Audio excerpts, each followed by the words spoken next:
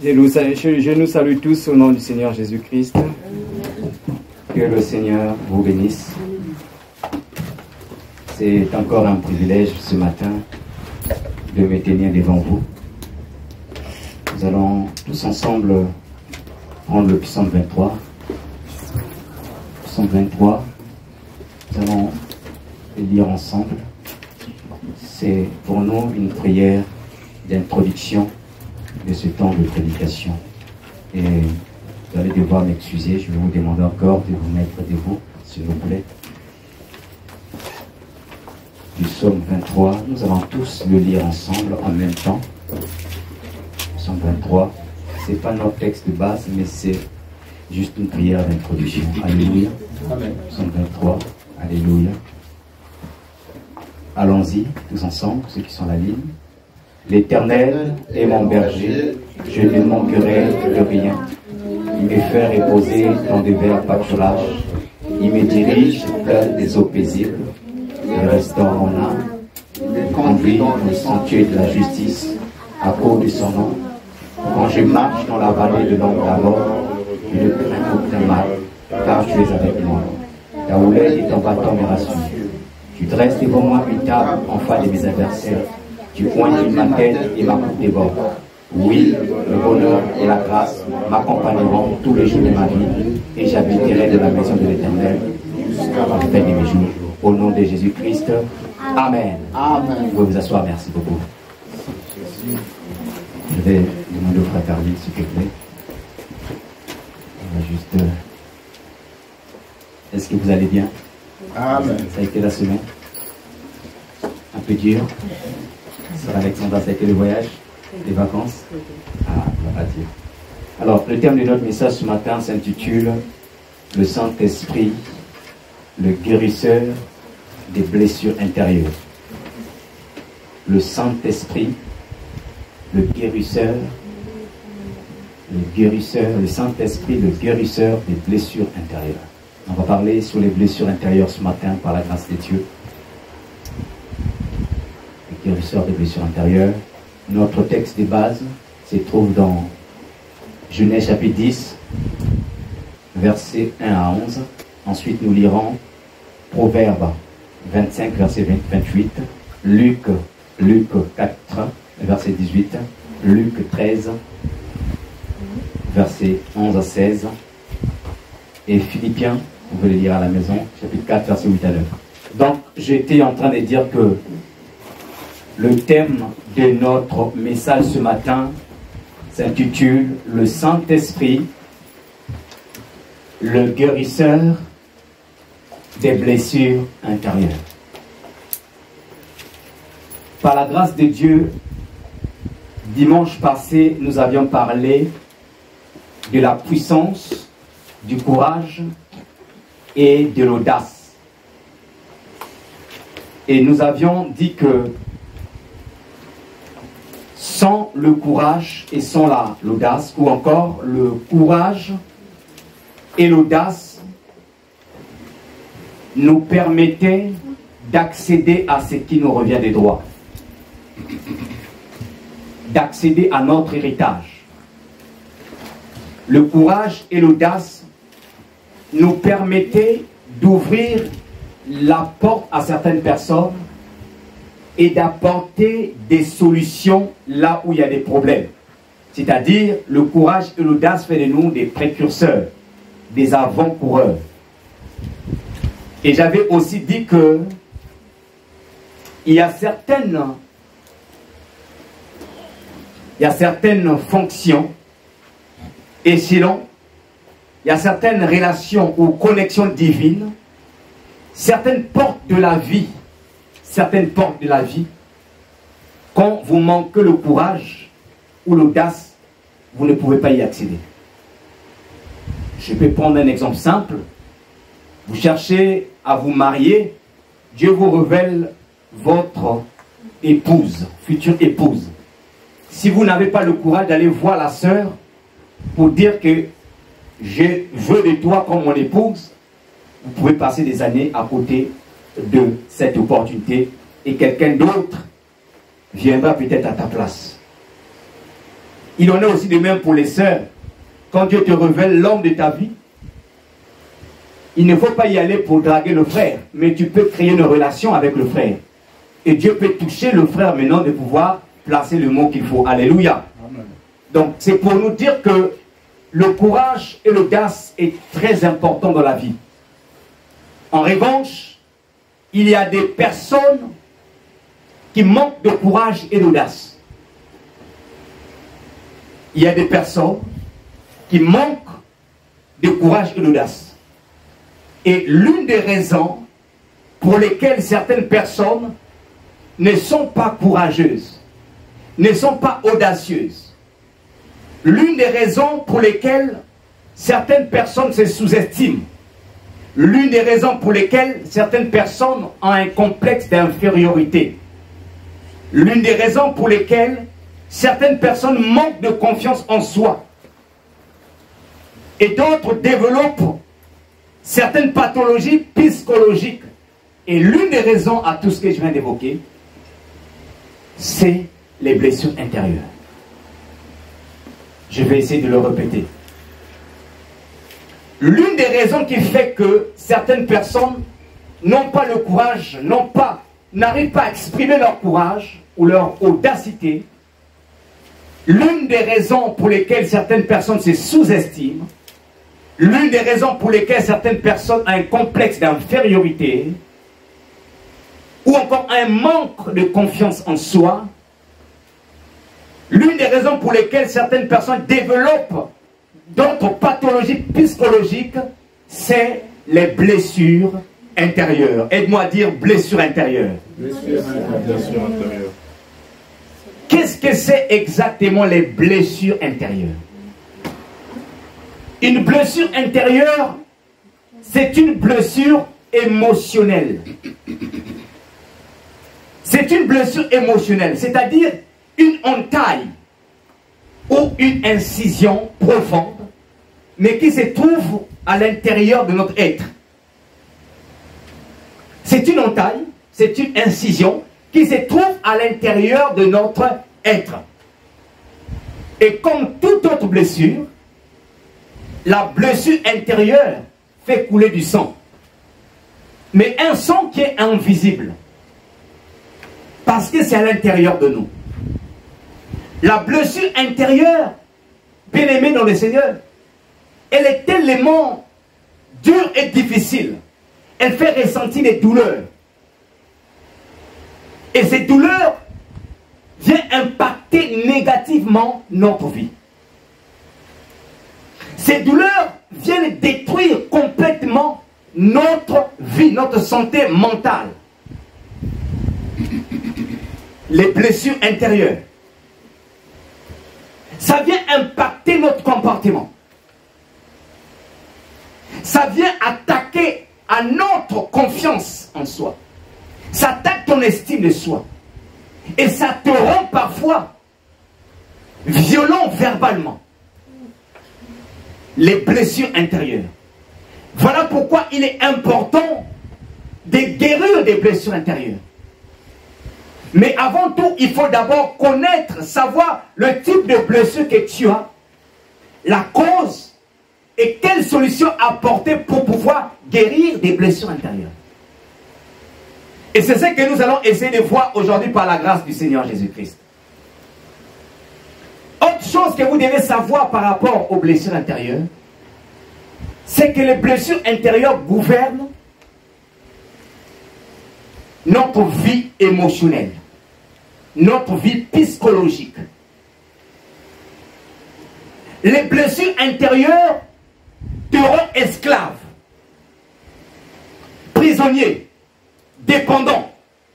Les blessures intérieures t'oppriment. Les blessures intérieures t'empêchent de manifester le caractère de Christ. Là où tu dois manifester la joie, toi tu as la peur. Toi tu sèmes le chaos. Les blessures intérieures éloignent les gens de Dieu au lieu de les attirer à Dieu. Parce que les blessures intérieures créent en nous en fait des comportements indignes. Et donc lorsque tu es dans un environnement, au lieu que les gens témoignent de Dieu, par rapport à ton salut, par rapport à ton témoignage, qu'est-ce qui se passe? Les gens vont s'éloigner, ils vont critiquer, ils vont parler. Si c'est ça Dieu, je ne vais pas servir Dieu. Mais les gens, le problème c'est que ils ne se posent pas la question pourquoi un tel se comporte ainsi. Ils vont te juger par rapport à ce que tu fais, ce que tu produis. Parce que généralement, les gens nous connaissent par rapport à ce que nous produisons. Vrai ou faux? On nous juge en fonction de nos actes. Tu peux haïr quelqu'un dans ton cœur, tant que tu ne le manifestes pas, personne ne saura que tu es telle personne. Mais on te juge en fonction des actes que tu poses, en fonction du comportement que tu manifestes. Et les gens, quand ils voient ton comportement, quand tu vois les actes que tu poses, ils se disent que si servir Dieu c'est comme ça, je ne veux plus servir Dieu. Donc les blessures intérieures, au lieu que ça tire quelqu'un vers Jésus, ça va l'éloigner vers Jésus. Les blessures intérieures. Quand une personne est remplie de blessures intérieures, il ne peut pas ou elle ne peut pas bâtir une famille solide, une équipe solide. Quand une personne est remplie de blessures intérieures, elle ne peut pas bâtir une famille solide. Elle ne peut pas bâtir une église solide. Pourquoi? Parce qu'elle est engrangée par des blessures intérieures. L'une des matières premières que vous devez savoir, l'une des matières premières pour la construction d'une équipe équilibrée, d'une famille solide, c'est la bonne santé émotionnelle. La bonne santé émotionnelle est l'une des matières premières qui nous permet de bâtir une équipe solide. Quelqu'un qui n'a pas une bonne santé émotionnelle, quelqu'un qui est en fait plein de blessures, ne peut pas bâtir une équipe solide, ne peut pas bâtir une famille solide. L'instabilité émotionnelle est la cause d'une société pleine de névrosés, plein de drogueurs, plein de violents, plein des anxieux. L'instabilité émotionnelle.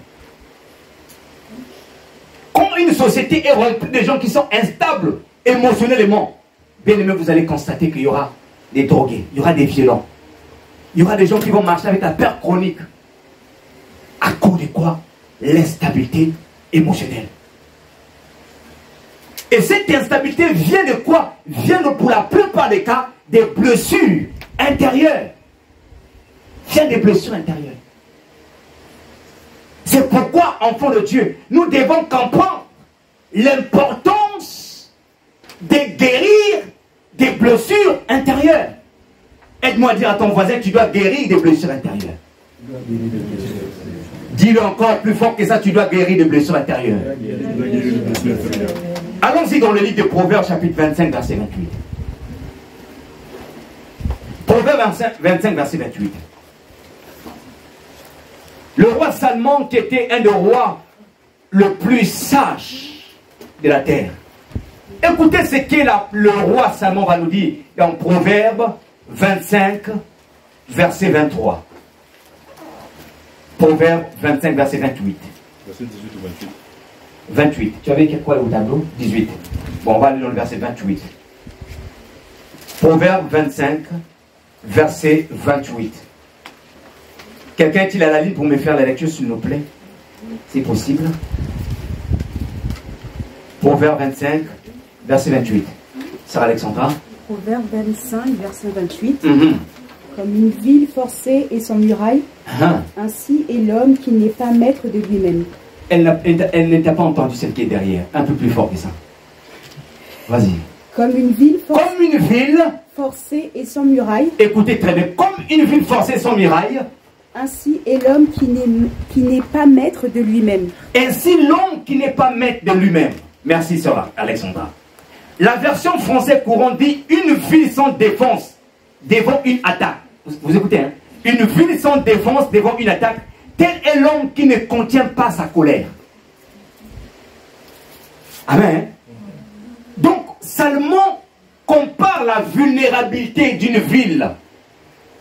La vulnérabilité d'une ville à quelqu'un qui manque de continence, à quelqu'un qui manque le contrôle sur sa colère.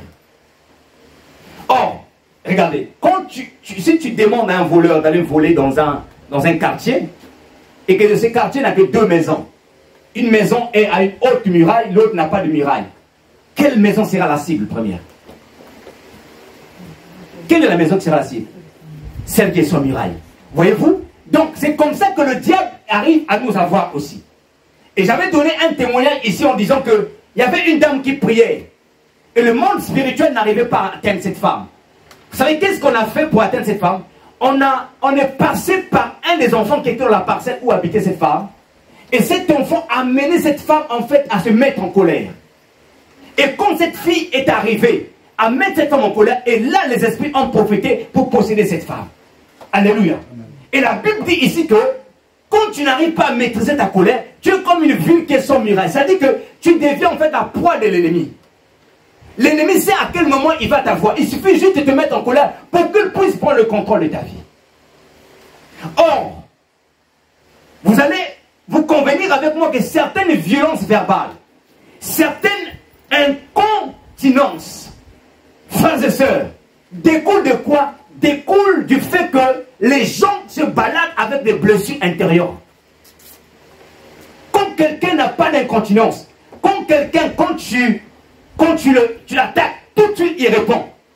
Quand tu n'as pas de maîtrise en soi, généralement, quand vous allez fouiller, c'est que la personne a des blessures intérieures. C'est que la personne a des blessures intérieures. Donc la personne a développé une certaine façon de se protéger. Ce qui fait que quand tu veux l'attaquer, moins de phrases, la personne s'enflamme et s'alarme. À cause de quoi? Des blessures intérieures. Enfant de Dieu, il est important de guérir des blessures intérieures si tu veux être un bon témoin de Jésus. Parce que en devenant enfant de Dieu, notre vie doit être la parole de Dieu. Notre vie doit être la Bible. La parole de Dieu ne suffit pas seulement de la prêcher, mais il faut vivre la parole de Dieu. Combien de couples ont été divisés, sont déchirés aujourd'hui? Parce que l'un des partenaires a des blessures intérieures. Le couple ne peut pas passer des semaines ou des mois sans dispute, sans mésentente, sans prise de tête, sans insulte. Parce qu'il y a une personne dans le couple qui a des blessures intérieures. Dis avec moi, blessures intérieures. Il faut s'en débarrasser des blessures intérieures. Quand les blessures ne sont pas guéries, frères et sœurs, quand les blessures ne sont pas guéries, et j'étais en train de... Tu ne peux pas bâtir une famille solide. C'est impossible. C'est impossible. Beaucoup de causes de divorce, on parle des finances, mais beaucoup de causes de divorce, c'est parce que l'un des partenaires n'arrive plus à supporter son partenaire. À cause de quoi? Parce qu'on a développé des blessures intérieures. Parce qu'on a développé des blessures intérieures. Et le pire quand c'est une femme. Pourquoi je le dis? Parce que Dieu a doté aux femmes la capacité de bâtir le foyer. Amen. Alléluia. Amen. Proverbe chapitre 29, si tu n'es pas d'accord avec moi. Proverbe 14, verset 1. Proverbe 14, verset 1. Écoutez ce qui est écrit. La femme sage bâtit sa maison, mais la femme insensée la renverse de ses propres mains. Pourquoi on n'a pas dit l'homme sage? Parce que la personne que Dieu a dotée, la capacité de s'aimer la joie, l'ambiance, la paix, la quiétude dans le foyer, c'est la femme. Amen.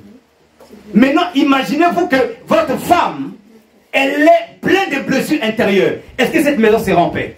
Il y aura des flammes tout le temps. Il y aura des flammes tout le temps. Et je ne dis pas que les hommes ne peuvent pas mettre des flammes, même les hommes aussi. Même les hommes aussi. Mais la vérité est que quand la femme, elle est stable à l'intérieur, et que l'homme a des blessures, la femme sait toujours maîtriser le terrain. Parce que les femmes ont une capacité de maîtriser les hommes. Alléluia. Amen. Mais quand tu tombes sur celle qui n'a pas été guérie à l'intérieur, enfin, si tu n'as pas de cœur, tu vas souffrir. Si tu n'as pas de cœur, tu vas souffrir, tu vas avoir mal. Les blessures intérieures. Nous devons nous débarrasser des blessures intérieures. Moins de petit couac, moindre petite chose, il y aura dispute. Pourquoi? Parce qu'une personne n'a pas encore été guérie des blessures intérieures. Maintenant, la question qu'on peut se poser, d'où viennent les blessures intérieures? Comment est-ce que les gens se sont retrouvés blessés intérieurement? C'est comment les gens se sont retrouvés blessés intérieurement. Je vais vous partager 4 sources des blessures ou 4 causes des blessures intérieures. La première source des blessures intérieures, c'est la phase pendant la grossesse, la phase de grossesse. Quand l'enfant est dans le ventre des mamans, le climat dans le foyer a un impact sur la vie émotionnelle de l'enfant. Les mamans, vous êtes d'accord avec moi? Quand la femme est enceinte, si elle développe des émotions négatives, ça va avoir l'impact sur l'enfant. C'est prouvé scientifiquement. Faites des recherches, vous allez trouver. Quand papa et maman se disputent pendant que maman est enceinte, papa insulte maman, papa traite maman, je ne sais pas, et que maman est blessée à l'intérieur d'elle, l'enfant va avoir un impact. Il y aura un impact négatif émotionnellement, psychologiquement sur l'enfant. Alors regarde, lisons ça dans la Bible. Parce qu'il faut être biblique pour pouvoir prouver ça. Alléluia. Genèse chapitre 10, verset 1 à 11. Genèse 10. C'est pourquoi là je parle aux mamans. Quand tu seras enceinte de notre enfant, que Dieu chasse la peur pour que l'enfant ne grandisse pas dans la peur. Genèse 10, verset 11. 10, 1 à 11. Écoutez ce qui est écrit. Genèse 10, 1 à 11. Genèse chapitre 10, verset 1 à 11. Je crois que je me suis trompé des versets, mais je vais les retrouver. Genèse chapitre 10, verset 1 à 11. Ce n'est pas Genèse 10, mais je vais vous le retrouver. Ne vous inquiétez pas, rapidement. Genèse 16. Alors, je mets ici, c'est Genèse 16. Il est où déjà? Genèse 16. Au début. Voilà. Genèse 16. Ici, c'est 28. Merci. Écoutez, Genèse 16, verset 1 à 11. Je lis la parole du Seigneur. Il est écrit, Sarah, la femme d'Abraham, ne lui avait pas donné d'enfant, mais elle avait un esclave égyptien nommé Agar. Suivez-moi très bien. Sarai dit à son mari, tu vois, le Seigneur m'a empêché d'avoir des enfants. Je pourrais peut-être avoir un fils grâce à mon esclave. Passe la nuit avec elle. Abraham accepta la proposition de Sarai. Sarai prit alors son esclave Agar et la donna comme femme à Abraham, son mari.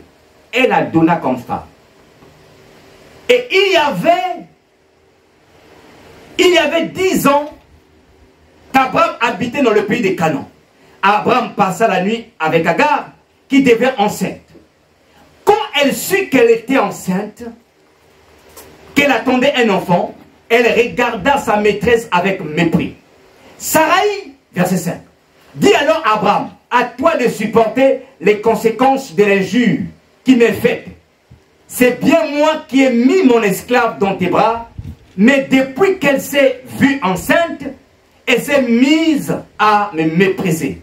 Verset 6, réponse Abraham.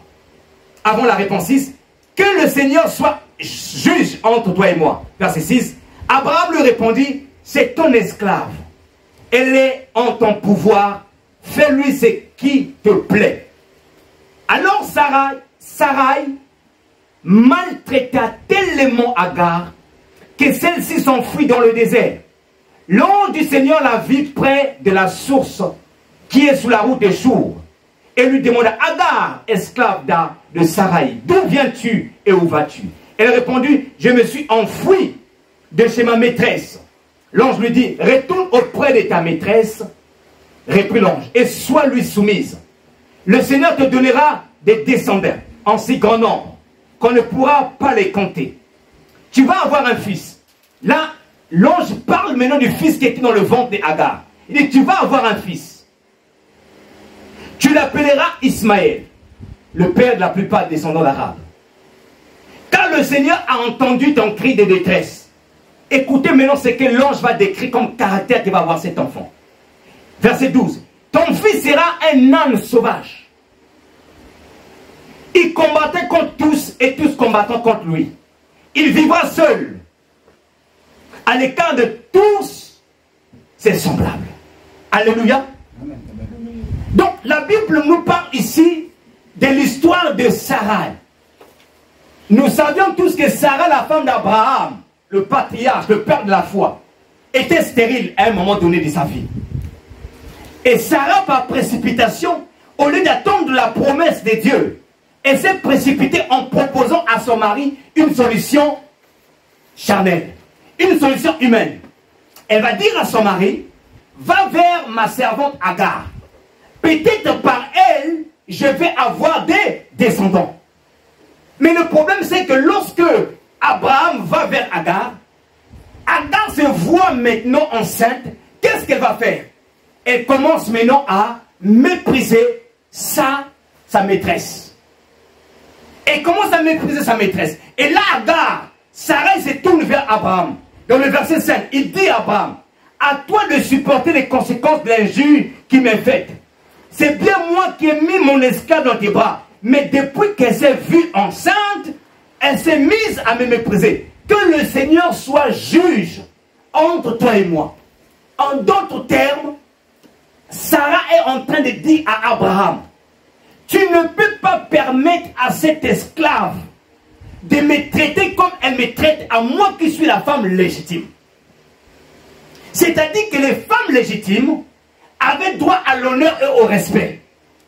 Et comme elle n'était plus respectée, elle dit à Abraham que le Seigneur soit juge entre toi et moi. Parce que Sarah savait que la femme légitime devait être respectée. Et Abraham aussi par peur. Oui, effectivement, ce que Sarah dit est vrai. Abraham dit, c'est ton esclave, traite-la comme tu veux. Mais dès ce moment que Abraham avait donné l'aval, la Bible dit que Sarai commença à maltraiter Agar. Pendant que Agar est enceinte d'Ismaël, Sarai est en train de maltraiter Agar. Et la probabilité est forte que Agar, pendant cette maltraitance, développait des émotions négatives. Jusqu'au point où Agar s'est fuie de Sarai. Et quand elle fuit, elle va se retrouver dans un désert. Et là, l'ange de Dieu apparaît, et l'ange de Dieu lui dit, tu retournes, tu sois soumise à ta maîtresse. Et l'ange lui annonce que tu vas porter un enfant, l'enfant qui est dans ton ventre.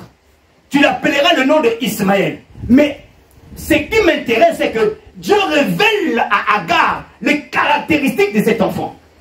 Dieu dit l'ange dit à Agar qu'il sera comme un âne sauvage.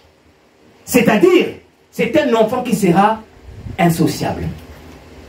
Vous savez, les gens qui sont solitaires, qui aiment vivre dans leur coin, des gens qui sont seuls.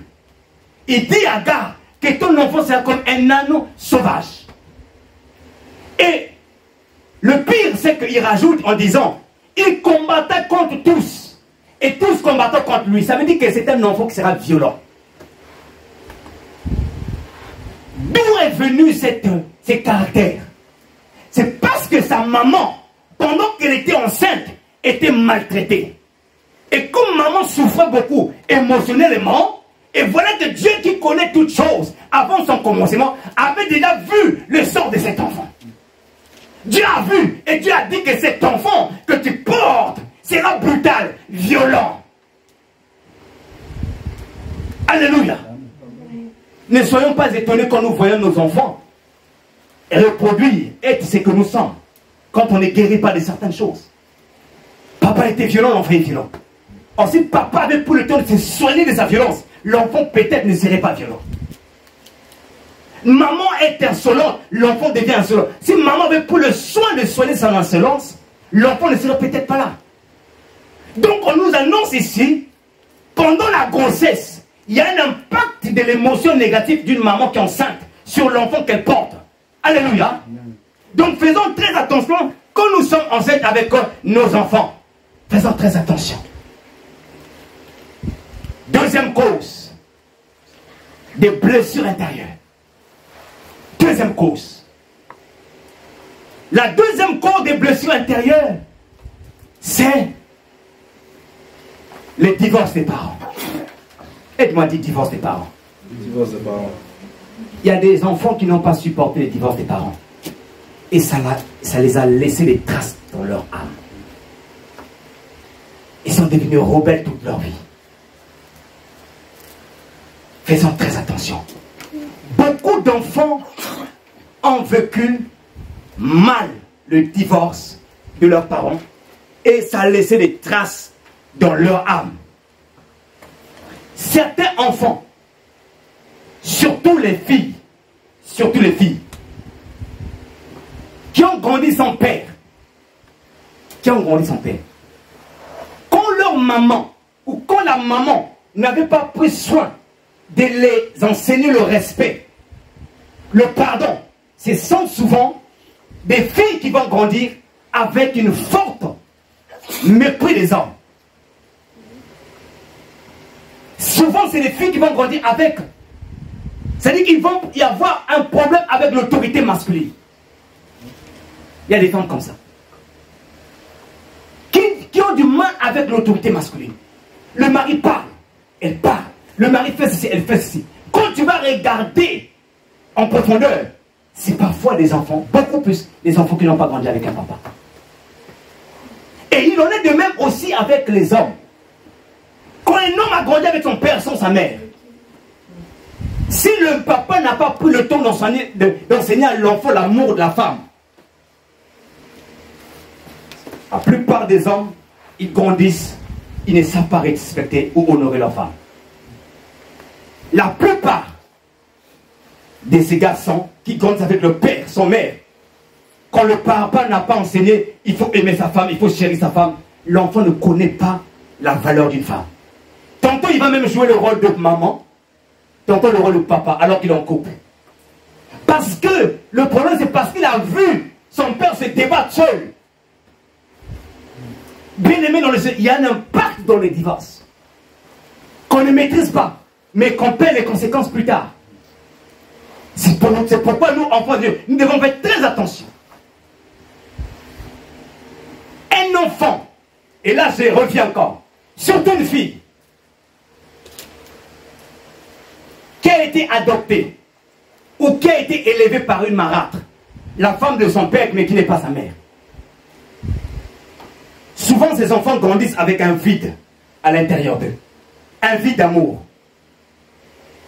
Et le pire, c'est que ce sont souvent des filles qui vont chercher de combler cet amour auprès des hommes. Elle a manqué l'amour. Elle pense que l'homme va combler ses vides. Et c'est pourquoi vous remarquerez, faites vous-même des recherches. Vous remarquerez ces gens de filles qui recherchent que l'homme vienne combler son amour, le vide tournel, multiplie des petits copains, multiplie les garçons.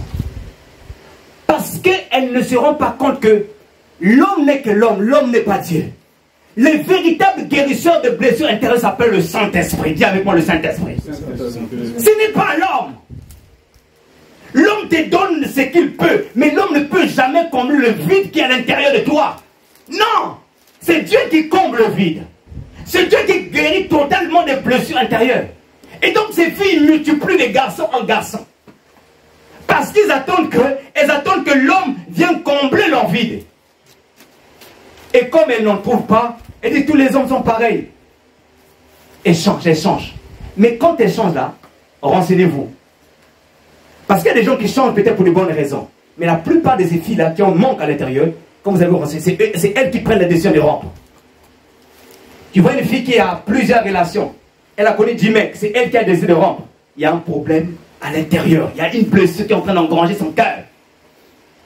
Il y a une blessure. Il faut guérir des blessures intérieures. Très important. Très très important, frères et sœurs. La troisième raison, pardonnez-moi, de ce qui cause les blessures intérieures, ce sont les abus sexuels. dans l'enfance. L'inceste, le viol. Les viols. Et ça laisse des traces. Et ça fait mal. Les gens sont instablement dans leur mentalité. Parce qu'il y a ça qui engrange leur cœur.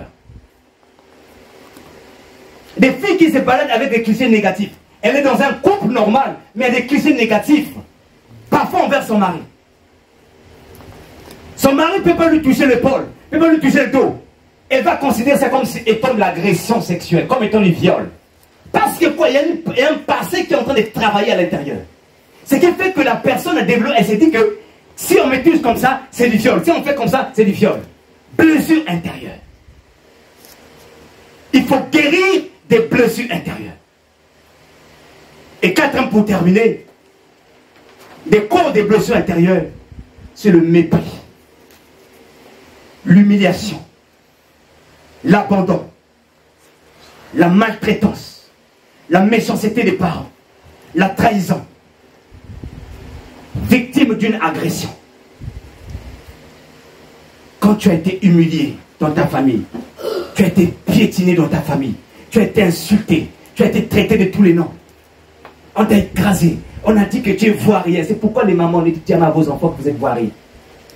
Ne dites jamais ça aux enfants. Il faut communiquer des paroles valorisantes aux enfants. Parce que les enfants, souvent, quand vous les dites ça, ça reste gravé dans leur mental, dans leur mémoire. Et elles grandissent avec ça. Et quand à l'extérieur, on leur répète les mêmes choses, elles ne croient qu'elles sont comme ça. Et c'est comme ça qu'il y a des enfants qui pensent qu'elles ne valent rien. Parce que c'est dit, et effectivement, chez moi on me disait ça, à l'école on me disait ça, et donc je suis comme ça. Valorisant, donnons des paroles valorisantes à nos enfants. Quand tu piétines des gens, quand tu piétines tes enfants, combien de gens aujourd'hui qui n'ont pas de confiance en soi, n'ont pas d'estime, parce qu'on les a tellement écrasés quand elles étaient petites. On les a tellement mis à l'écart, à l'abandon, qu'elles ont cru qu'elles étaient comme ça. Elles ont cru qu'elles sont venues dans le monde pour accompagner certaines personnes, alors qu'elles ont un rôle à jouer. Et vous savez ce qui est très dangereux, c'est que derrière certaines causes, derrière certaines causes des blessures, le plus dangereux ou le pire dans ça, c'est qu'il y a des démons qui viennent maintenant s'abriter, qui profitent de ces causes pour venir se cacher. Quand tu vois quelqu'un qui est isolé, qui aime l'isolement, qui aime être seul dans son coin, qui parfois s'enferme seul, ça peut être normal, psychologique, mais ça peut être un démon qu'on appelle l'esprit de rejet.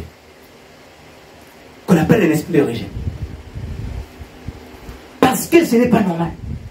Un homme normal aime la compagnie. Parce que Dieu a créé l'homme pour vivre en compagnie. La Bible déclare que quand Adam était dans le jardin seul, Dieu dit qu'il n'est pas bon que l'homme soit.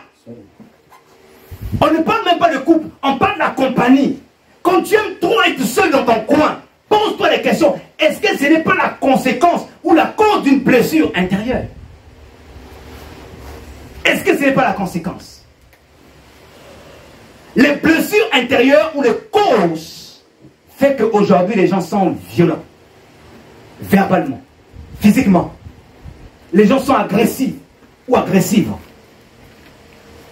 Le manque de confiance en soi et d'estime de soi. La peur quotidienne. Les sentiments d'impuissance. Manque d'intelligence ou de capacité. Non, je ne peux rien faire. Non, moi, je ne sais pas pour moi. On se donne même certains métiers. On dit que ça, je ne peux pas faire parce que mon cul intellectuel, là, ça marche. C'est ce que tu t'es dit, en fait. Ou c'est peut-être ce qu'on t'a fait croire quand tu étais un enfant.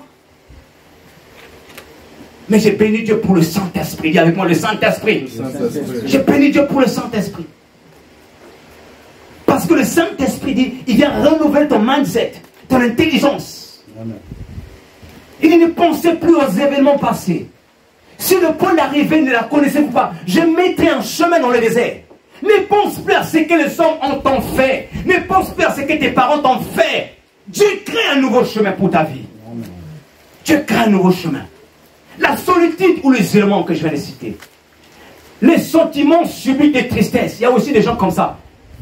On t'a rien fait, tu es au boulot, tu es en train de te faire. Tout à coup, pouf, il y a une tristesse qui te saisit. Tu ne comprends pas pourquoi. Il y a un démon qui se cache parfois derrière.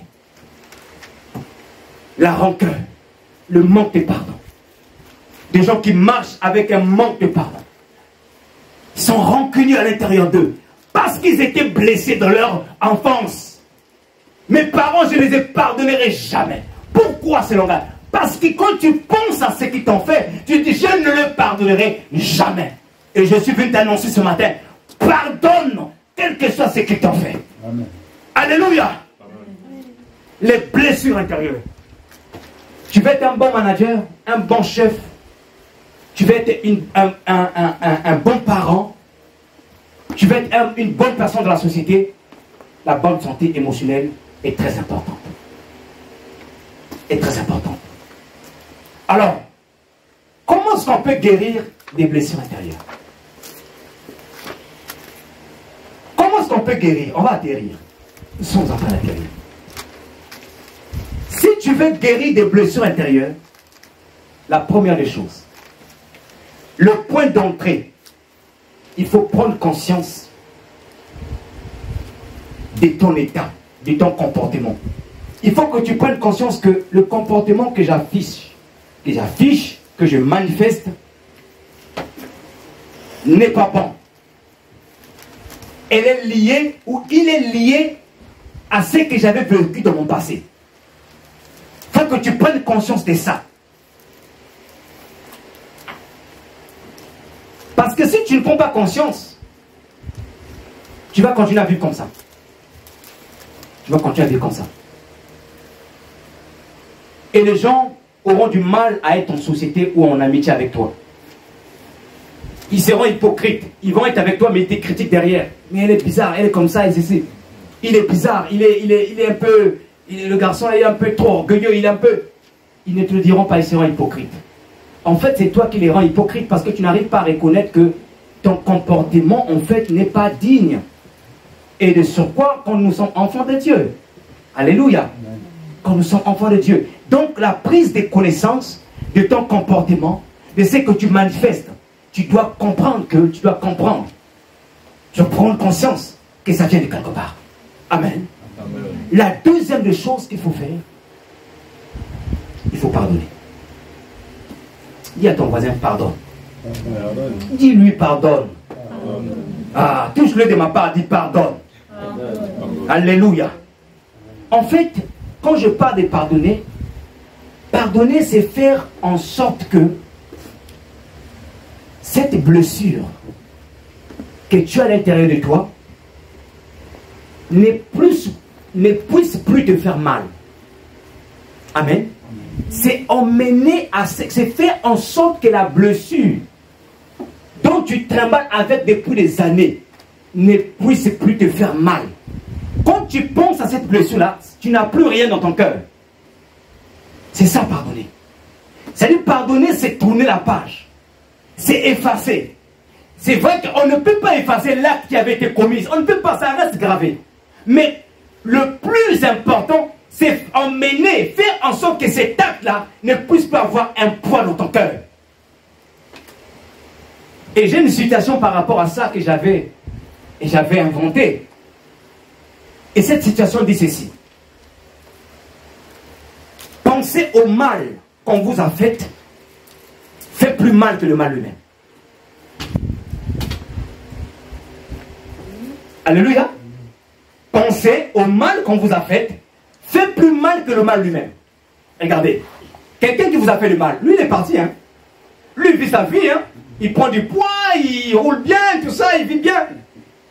Toi, chaque fois que tu penses à ce mal, la douleur que tu avais ressentie le jour où la personne t'avait fait mal, fera plus mal que ce jour-là. Parce que ça te détruit intérieurement. Ça te vole ta paix. Ça te rend prisonnier. C'est pourquoi, frères et sœurs, il faut pardonner, c'est-à-dire arriver à surmonter que cette douleur-là ne te fait plus rien. Quand tu penses à ça, tu dis c'est un événement qui est arrivé dans ma vie, c'est passé, c'est une leçon que j'ai à tirer, c'est parti. Et pardonner, c'est aussi une façon, c'est le fruit de la compréhension que le meilleur est à venir. Que je ne peux pas continuer à s'apitoyer sur moi-même, à s'en vouloir à cette personne, mais que je dois guérir pour être une bonne femme, un bon mari, un bon parent, une bonne personne dans la société. Donc quand tu pardonnes, le pardon c'est ça, c'est le fruit de cette compréhension, que je dois me guérir moi-même, au lieu de s'apitoyer sur mon sort. Au lieu de s'en prendre à cette personne-là, je ne sais pas où il habite, je ne sais pas où, cette personne, je ne sais pas elle habite où, elle est bien là-bas, au lieu que de s'en prendre à cette personne, elle là-bas, de l'autre côté, elle ne sait même pas que ton état, elle s'en fout de ton état. Parce que tu ne sais pas quel esprit qu'elle a animé pour faire ça. Elle s'en fout. Enfin, il y a des gens qui posent des actes parce qu'ils sont animés par des démons. Et quand quelqu'un est animé par des démons, il ne peut pas prendre conscience de son acte qu'il est en train de faire.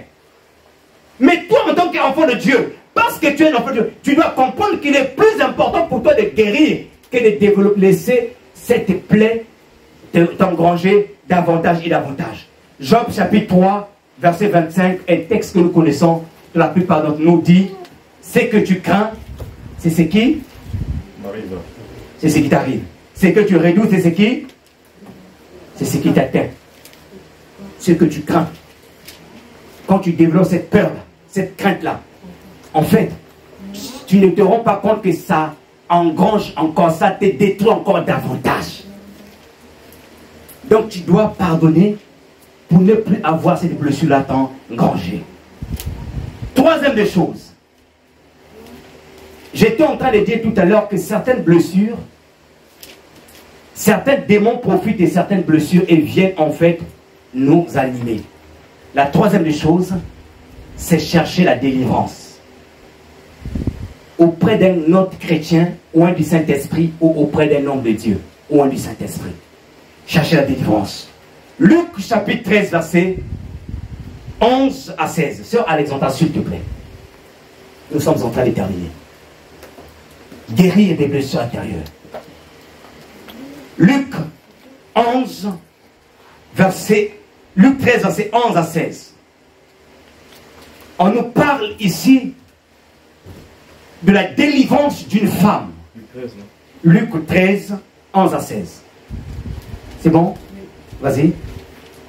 Et voici, il y avait là une femme possédée d'un esprit qui la rendait infirme depuis 18 ans. Depuis 18 ans. Elle était courbée et ne pouvait pas du tout se redresser. Lorsqu'il la vit, Jésus lui adressa la parole et lui dit, « Femme, tu es délivrée de ton infirmité. » De délivrer de ton infirmité. C'est bon? Et il lui posa les mains. Il lui posa les mains. À l'instant, elle se redressa. À l'instant. Et glorifia Dieu. Alléluia. Vas-y. Mais le chef de la synagogue, indigné de ce que Jésus avait opéré cette guérison un jour de sabbat, dit à la foule, il y a 6 jours. On peut s'arrêter là, merci. Regardez. Cette femme était courbée depuis 18 années. 18 années, elle souffrait. 18 années. Il y a des gens qui trimballent avec des blessures intérieures, même plus de 18 ans. Et sans se rendre compte, en fait, ces blessures les ont courbé la vie. Les ont courbé la vie. Quand tu ne donnes pas le meilleur de toi aux autres, ça veut dire que tu as une vie qui est courbée.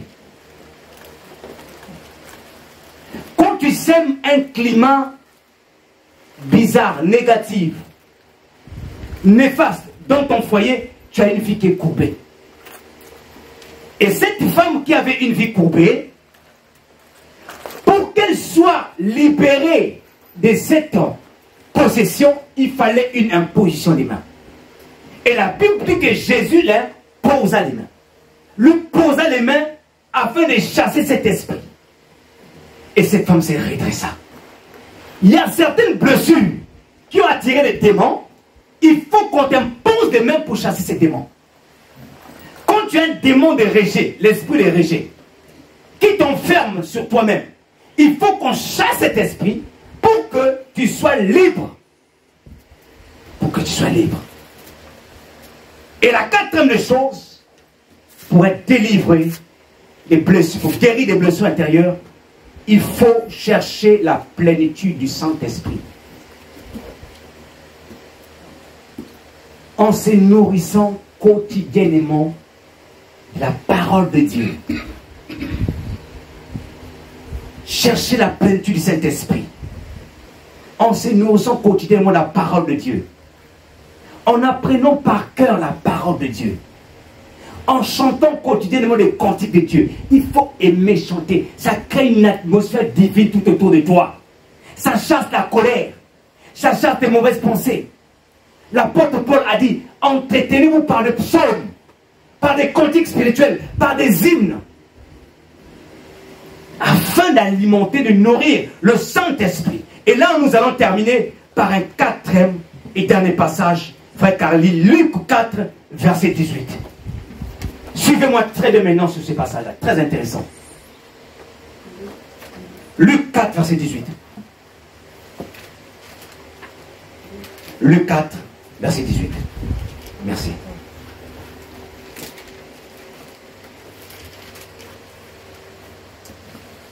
L'Esprit du Seigneur est sur moi. L'Esprit du Seigneur est sur moi. Consacré par l'onction pour annoncer la bonne nouvelle aux pauvres.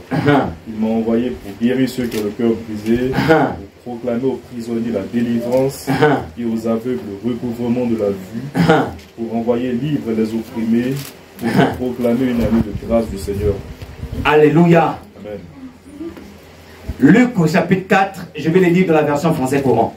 Le Seigneur dit que l'Esprit du Seigneur est sur moi. Il dit l'Esprit du Seigneur est sur moi. Le Saint-Esprit est sur moi. Parce qu'il m'a oint. Regardez le but pour lequel. Ce n'est pas tout le but du Saint-Esprit lorsqu'il nous oint. Mais au moins ici, le Seigneur nous montre parmi les buts pour lesquels le Saint-Esprit, quand il te oint, quand il vient en toi. Parce que Actes des Apôtres, chapitre 1, verset 8 dit, attendez à Jérusalem, vous recevrez une puissance. Celle du Saint-Esprit, lorsqu'il viendra sur vous. Écoutez, le Seigneur dit ici, parce qu'il m'a oint pour guérir les cœurs brisés. Le Saint-Esprit, le guérisseur des blessures intérieures. Jésus nous révèle que lorsque le Saint-Esprit vient en toi, lorsqu'il t'est oint, bien-aimé, il vient guérir les cœurs brisés. Qu'est-ce qu'on entend par cœur brisé? Un cœur brisé, c'est un cœur qui est souffrant psychologiquement. C'est un cœur qui a des blessures. Mais le Saint-Esprit vient, il te guérit de ces blessures. Oh Saint-Esprit, guéris-nous des blessures intérieures. Guéris-nous des blessures qui détruisent notre vie. Deuxième des choses, il dit, pour proclamer aux captifs la délivrance. Les blessures intérieures, je disais au début, ça te rend captif. Ça te rend prisonnier. De certains comportements, de certaines attitudes.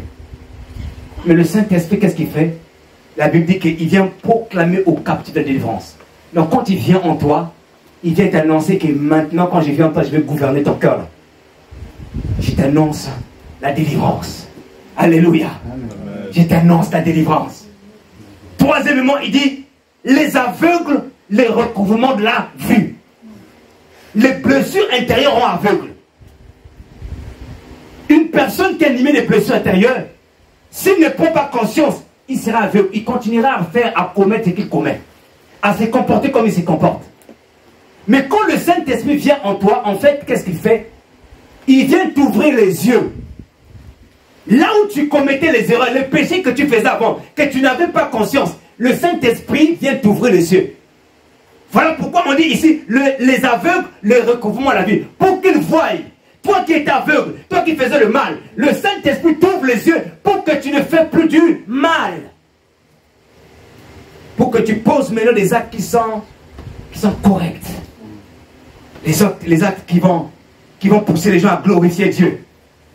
Que votre lumière luise au devant des hommes, afin qu'ils voient vos bonnes œuvres et qu'ils glorifient le Père qui est dans les cieux. Or, par tes mauvaises actions, ce n'est pas la lumière qui brille, mais ce sont les ténèbres qui vont briller. Et au lieu que les gens glorifient le Père qui est dans les cieux, les gens vont même dénigrer Dieu.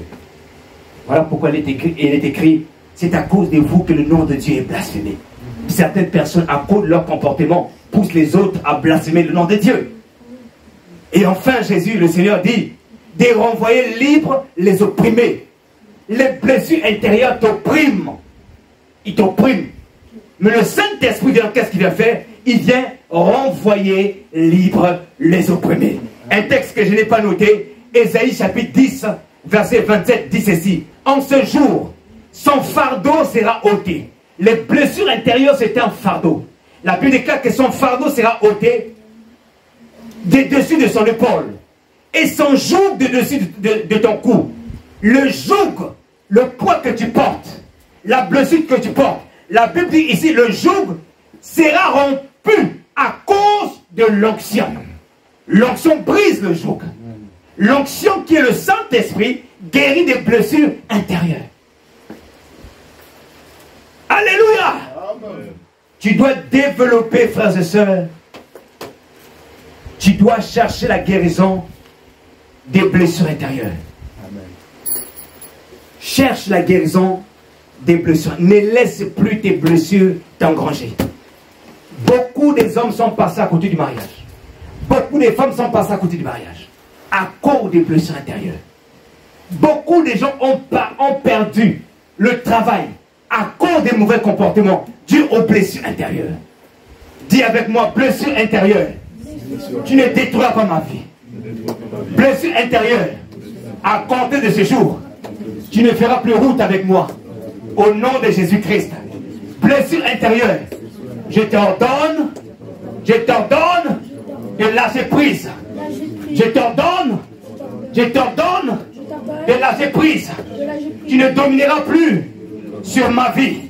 Car à compter d'aujourd'hui, le Saint-Esprit régnera dans mon cœur, gouvernera dans mon cœur.